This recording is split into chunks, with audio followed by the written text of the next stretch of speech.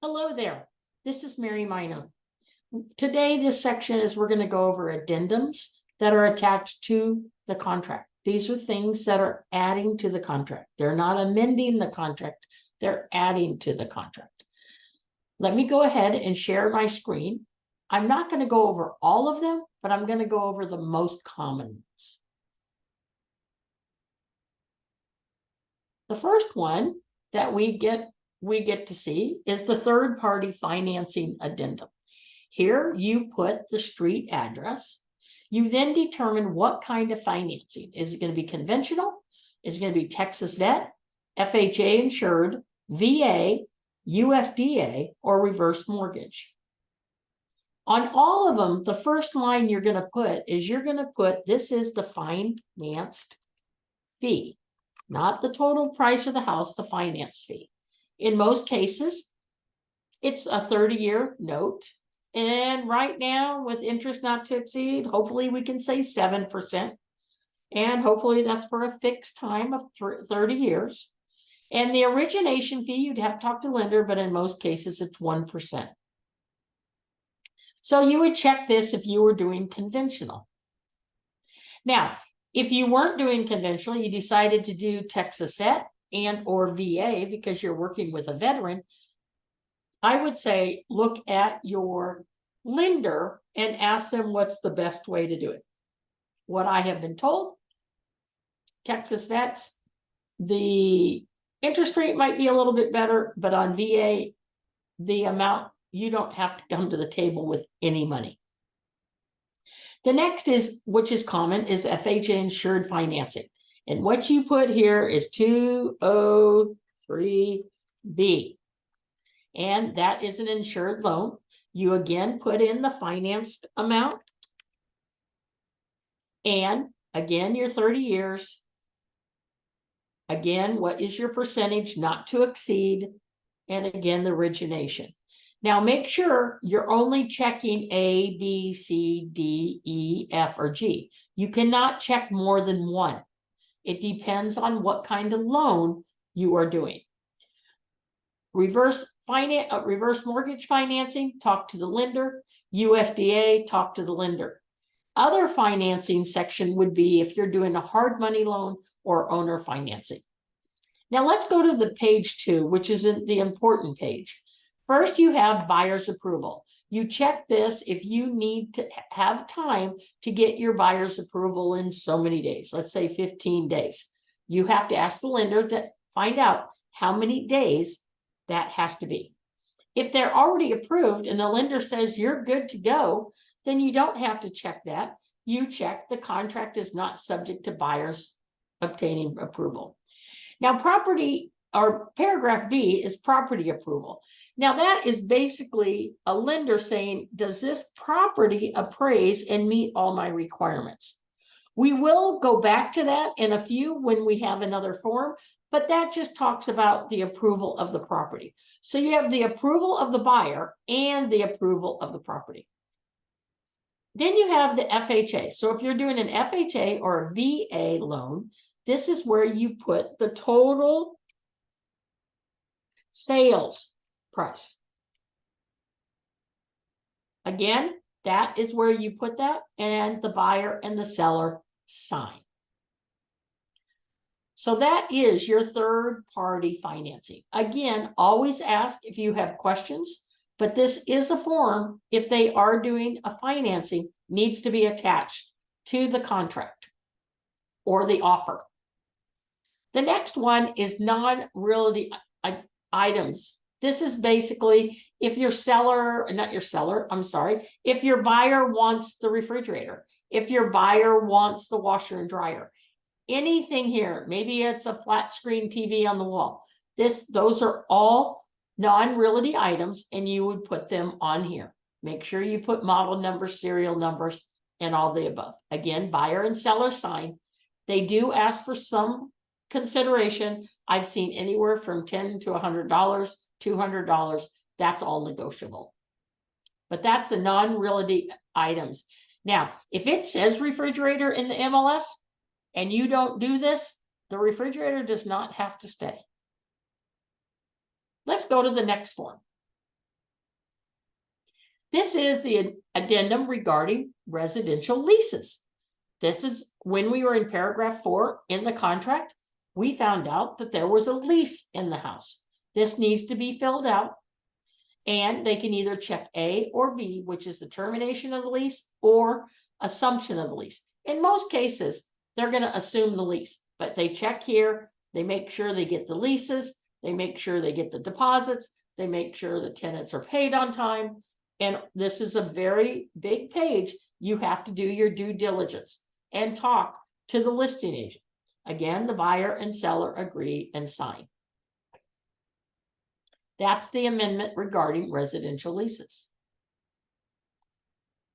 This is the amendment, again, in paragraph 4, amendment regarding fixture leases. This is when you're going to use solar panels, propane tanks, water softeners, security systems, anything that has a lease in place. There are a lot of newer homes that the home builders put solar panels on the house and they are in a lease. So you need to be aware of that. Then you check what kind of lease is it, and does it have to be removed? Can it be assumed? All that fun stuff you have to determine. If the buyer shall assume it, what are we assuming? How much should the buyer pay to assume it? And again, you have to find out if the leases are assumed. You need the lease, make sure it's assumed, make sure, or if you haven't seen the lease, ask for it. And again, I would encourage you to talk to the listing agent and get the lease before you put the offer in. That's the addendum regarding fixture leases. Now, this is the addendum for HOAs, homeowners association, POAs, whatever you want to call them. You put the street name, you put the association and their phone number if you have it. And again, you've got to determine, is the seller going to pay for these documents or is the buyer? If you are a listing agent, I would encourage you to find out, have your seller find out from the HOA, what is the cost of transfer? What are those fees to get the documents? And that will make a decision on if you're asking the buyer or the seller to pay for those fees. Number 3 would be used if, let's say, someone ordered the paperwork and then the deal fell through. In that case, they were just asking for an updated sales certificate because it has a new name, and or that's basically it, the updated sales certificate. And so seller at buyer's expense shall deliver it to buyer within 10 days. So there you can check if you need an updated sales certificate. Material changes, they're aware there's no material changes. You've promptly followed all the HOA rules. Then you have C, which is fees and deposits. And this is where you determine how much is your buyer going to contribute to these fees. $100, $50, whatever. This is what your buyer is contributing. And then it's saying seller shall pay all the rest. And D, what you check on A1 or 2, if you're asking seller or buyer, is where you would check buyer or seller here to determine all the fees. Again, buyer sells, seller sells, and we're ready to move on. That's the HOA document.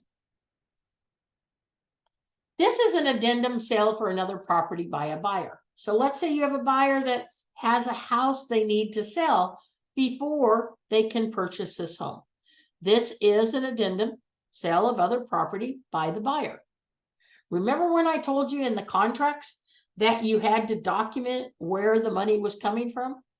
Well, this is a form saying I'm getting the money from the sale of my other company, other house. The contract is contingent, receipt of proceeds, put down your address on or before, and hopefully it's a contingency, it's already under contract, and you're just waiting for it to close. At this time, if seller accepts a written offer, you are asking them to give you so many days to determine if you're going to take this contingency off. C is buyer may waive the contingency only by notifying the seller and depositing so much money.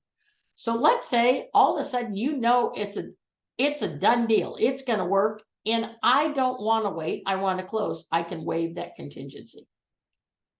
Again, the buyer and the seller sign the document.